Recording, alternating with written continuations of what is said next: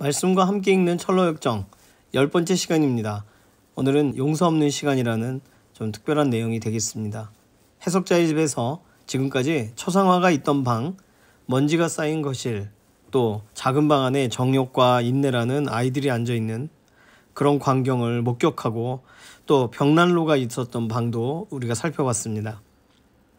지난주에는 용감한 사람이 들어가는 아름다운 궁전의 광경을 우리가 봤는데요. 주인공은 이제 교훈이 충분합니다. 여행을 떠나겠습니다. 라고 말하자 집주인 해석자가 좀 더 돌아볼 것이 있으니 나와 함께 가시죠 하고 다른 장소로 주인공을 인도합니다. 오늘은 6번째 방입니다. 철장에 갇힌 사람이 앉아있는 어떤 캄캄한 방으로 해석자가 데려갑니다. 그 남자는 매우 슬퍼 보였고 땅만 바라보고 있었습니다. 양손을 포개고 가슴이 찢어지는 듯이 한숨을 내쉬고 있었습니다. 주인공이 그 광경의 의미를 물으니까 해석자는 그 남자에게 직접 물어보라고 말해줍니다. 크리스찬 말합니다. 당신은 누구십니까? 그 남자가 말합니다. 나는 과거에는 이런 사람이 아니었습니다. 그럼 과거엔 어떤 사람이었습니까? 과거에는 나 자신이나 다른 사람이 보기에도 상당히 철저하고 화려하게 신앙생활을 했었어요. 전에나 나 자신이 천성의 도시에 합당하다고 생각했고 그곳에 갈 수 있다고 생각하며 매우 기쁘게 살았소.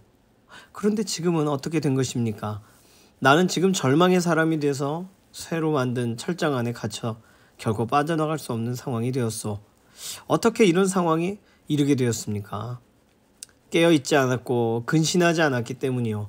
내 목에는 정욕의 고삐가 놓여 있었고 하나님의 말씀의 빛과 선하심에 대항해서 죄를 많이 지었소. 성령님을 근심시켰고 성령 하나님은 나에게서 떠나셨소.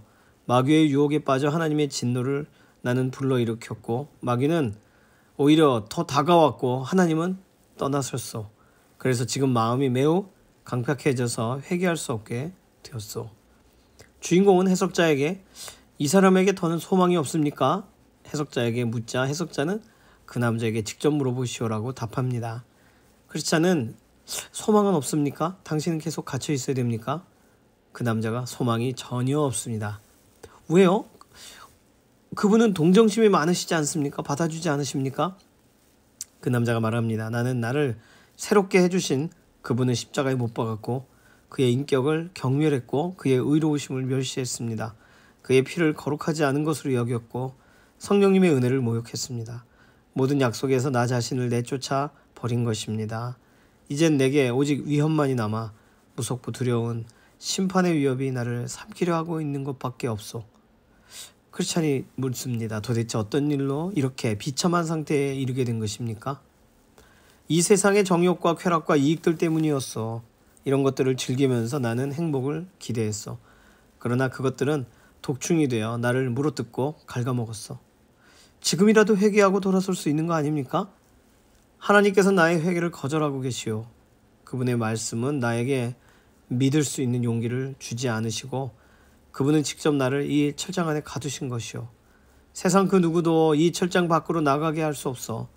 영원한 고통, 영원토록 당해야 될 고통을 이제 내가 어떻게 견뎌야 될지 두렵소. 해석자가 말합니다. 이 사람의 비참한 모습과 불행을 기억하시오. 이것을 영원한 경고로 삼으시오. 크리스찬이 말합니다. 이거 참 무서운 일이군. 하나님, 제가 깨어있고 근신하며 사람을 불행하게 만든 원인들을 피할 수 있는 기도의 자리를 늘 지키게 해주십시오. 기도할 수 있도록 저를 도와주십시오. 이렇게 오늘 내용이 마감이 됩니다. 오늘 내용은 굉장히 좀 주의해야 될 부분이 많이 있는데요. 정리의 부분부터 보겠습니다. 6번째 장소에서 본 것은 캄캄한 방, 철장 안에 갇혀있는 한 사람이었고 그곳에 있는 사람은 다시는 용서받을 수 없다는 것으로 인해 절망한 사람이었습니다.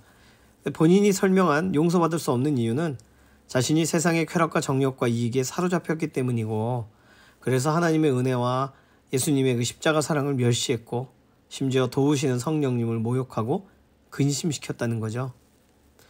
그래서 자기 스스로가 이미 약속을 떠났고 다시 말하면 타락했고 다시 회개할 수 없다는 것을 말합니다. 이 책 내용에서 굉장히 중요한 교리가 나오는데 뭐냐면 하나님의 보호, 보존. 자, 첫 번째 페이지로 다시 가볼까요? 첫 번째 철장 안에 캄캄한 방이 있었죠. 그 사람이 이름이 없는 이유가 뭐냐면 계시록 20장 15절과 연관돼서 그 사람이 이름이 없는 이유는 계시록 20장 15절에 있는 누구든지 생명책에 기록되지 못한 자는 불못에 던져지더라. 다시 말하면 믿는다는 명목상의 겉모습은 믿는 사람인데 실제적으로는 구원의 권함을 얻는 백성이 아닌 거죠. 그러니까 이 남자가 한때 열심이었다가 열심을 잃어버린 사람으로 이해하면 그러면 세상의 정욕과 쾌락에 휩싸여서 하나님을 멀리했다. 그래서 하정원 목사님이 설명하고 있는 우리 주님은 기다리고 계시지만 자기 스스로 절망해 있다. 참 이상하다라는 결론을 낼 수밖에 없습니다. 그런데 존 버년 목사님은 이 책을 쓸 때에 이미 회개가 불가능한 상태의 사람으로 설명해요. 그 말은 교리적으로 볼 때 구원받는 믿음이 없는 사람을 말합니다. 구원받는 믿음은 사도행전 14장 9절에 바울 사도가 안 믿을 것 같아 보였는데 어떻게 복음을 전했더니 구원받기로 되어 있던 사람들은 다 믿더라 하는 아주 독특한 구절이 있습니다. 우리는 겉으로는 알 수 없어요. 그러나 하나님이 선택하고 예정한 사람들은 구원받는 것 같더라. 그 말은 우리의 예상을 뛰어넘더라 하는 말이죠. 마찬가지로 신앙생활을 한다고 하지만 사실은 그가 확신이 있냐 없냐의 문제를 넘어서서 하나님의 보호하심이 실제로 작동이 되는 사람과 하나님의 보호하심이 그의 삶 가운데 절대로 작동되지 않는 사람을 지금 존 버년 목사님은 구별해서 그 두 번째에 해당되는 하나님이 버린 사람을 지금 주인공으로 삼고 있다는 거예요.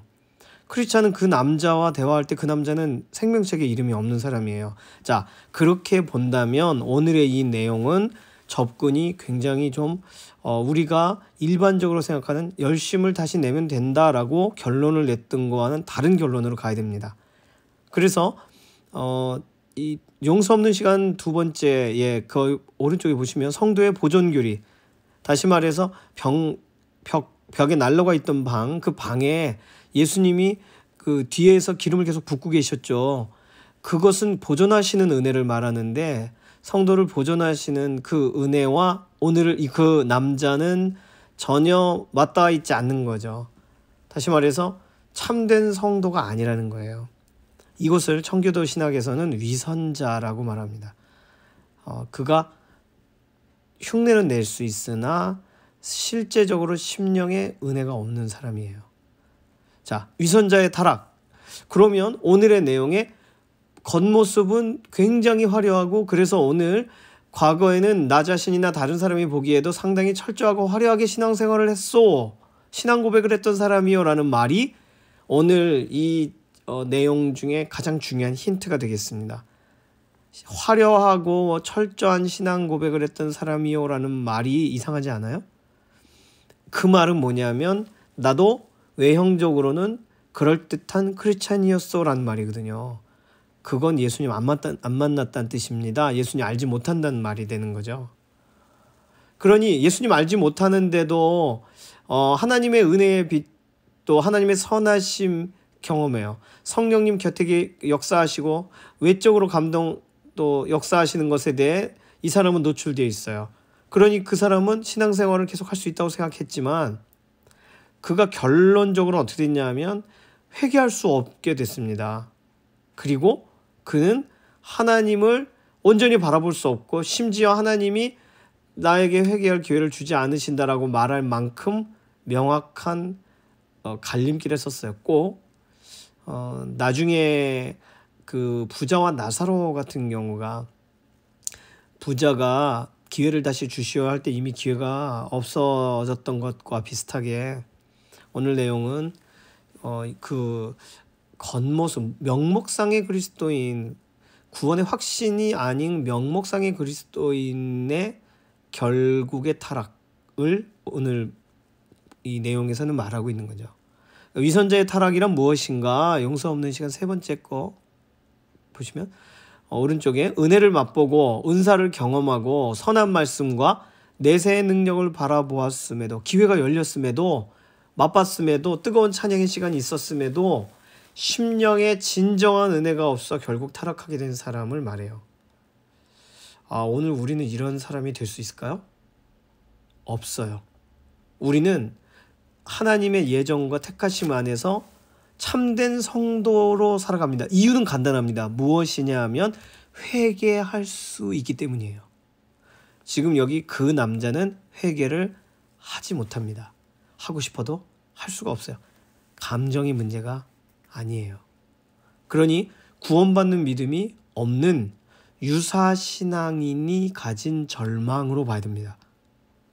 이 책 내용을 왜 이렇게 썼을까? 이렇게 안 하고 돌아올 기회를 좀 주는 걸로 해도 충분히 문제가 되지 않았을 텐데. 예.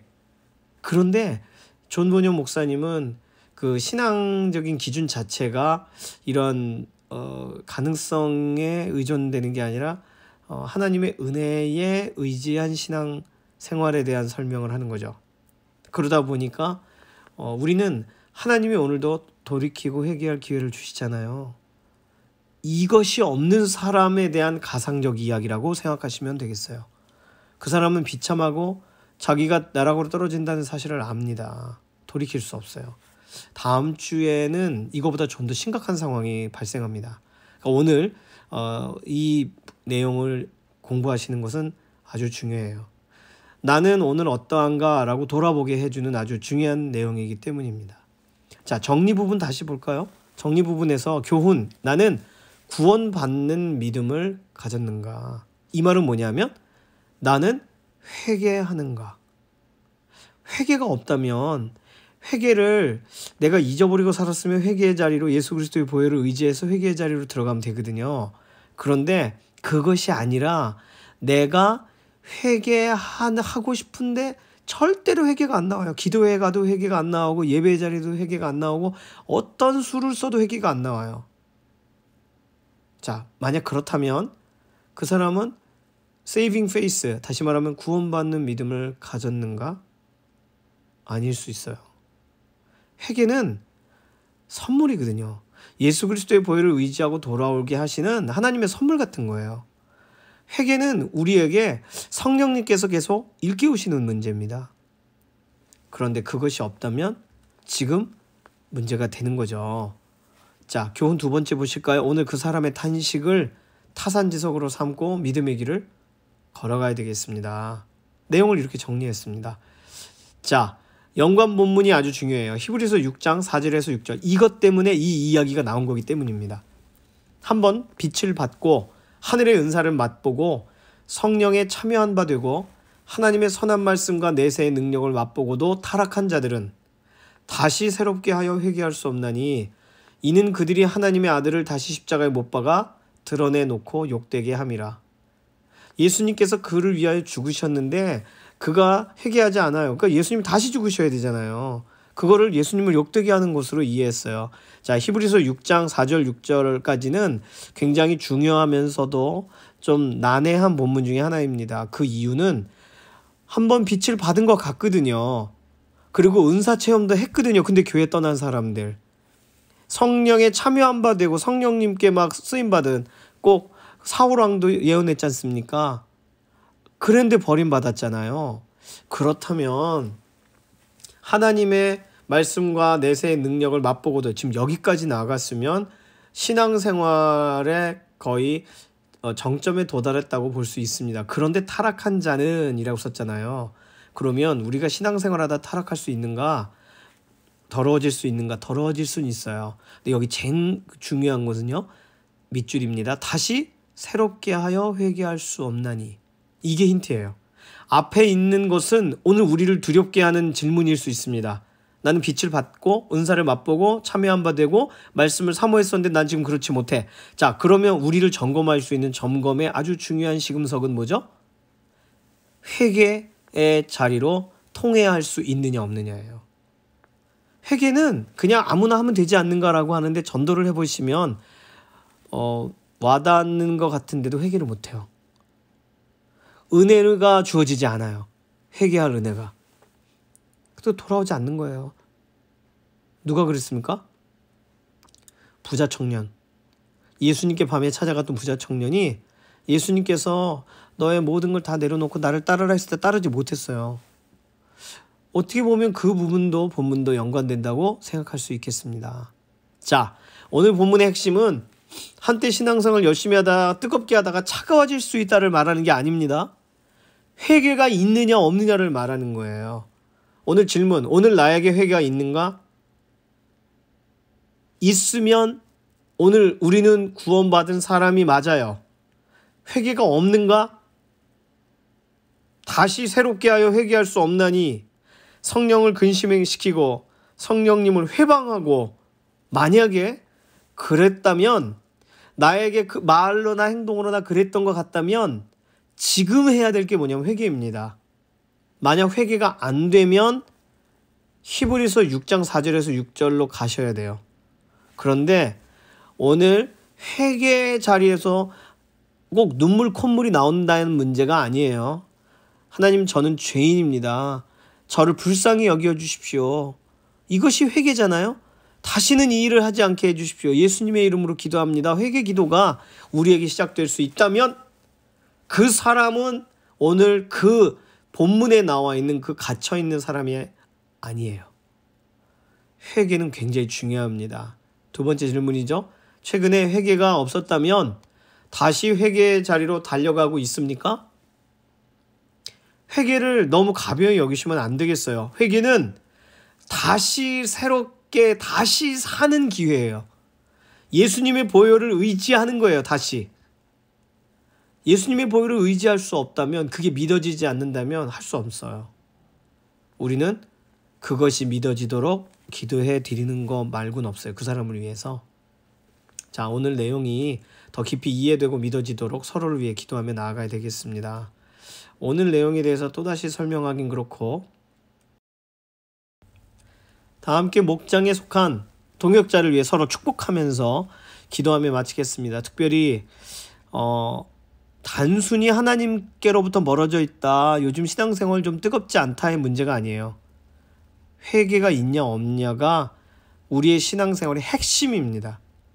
그래서 목장 식구 중에 혹시 최근에 자신의 삶에 대해 절대로 돌이킬 수 없다거나 회개가 안 나와 라고 하면 함께 기도해 주시고, 회개의 자리, 하나님 앞에 예수 그리스도의 보혈을 의지할 수밖에 없는 우리의 존재를 확인하는 자리까지 가도록 목장 식구가 도와주셔야 돼요. 만약에 그럼에도 불구하고 목장 식구가 이 부분을 받아들이지 못한다면 우리는 그를 위해서 기도하고 그 다음에 다음 주에 본문을 대해야 되겠습니다. 다음 주의 내용은 조금 더 진지하게 받아들여야 될 것 같습니다. 철로역정, 천국으로 걸어가는 길 가운데 경험할 수 있는 것 중 어찌 보면 지금까지 나온 것 중에 가장 좀 두렵고 어려움의 내용이 오늘 그 주제입니다. 이것은 구원과 상관없는 사람이 구원받은 척 하다가 결국 구원과 상관없이 살아가는 모습, 그걸 말해주고 있는 것이기 때문입니다. 이 교리적인 것으로 이 책이 쓰여져 있기 때문에 이 사실은 타협의 여지가 없어요. 회개가 중요하다는 거죠. 자, 다음 주 4월 18일 10일과로 다시 만나게 되겠습니다. 잠깐 기도할까요? 하나님 감사합니다. 오늘 우리의 부족감, 우리의 연약함 다 알고 오늘 본문에 나와 있는 이 감옥에 갇힌 이 사람 같은 삶을 우리가 살 때가 있습니다. 그러나 예수님의 보혈을 의지하고 회개할 수 있으니 우리는 구원받은 자에게 하나님 주시는 은혜와 선물이 오늘도 주어짐을 믿습니다. 혹시 우리 주변에 회개하지 못하는 사람이 있다면 하나님, 오늘 이 철장에 갇혀있는 저 사람처럼 되지 않도록 오늘 돌이켜주시고 회개의 자리로, 돌이킴의 자리로 그들을 다시금 돌아올 기회를 허락하여 주시옵소서. 우리가 누군가를 정죄하거나 누군가에 대해 폄하하지 않고 오늘 나에게 주신 은혜를 돌아보는데 오늘 이 주제의 내용이 사용되어지기를 원합니다. 이번 한 주간도 철로역정의 걸음 믿음으로 살게 하여 주시옵소서. 감사드리며 살아계신 예수님의 이름으로 기도드립니다. 아멘. 수고 많으셨습니다. 목장 식구하고 꼭 나누시고요. 그리고서 서로를 위해서 기도하시고 또 목장 보고도 꼭 해주시기 바랍니다. 감사합니다.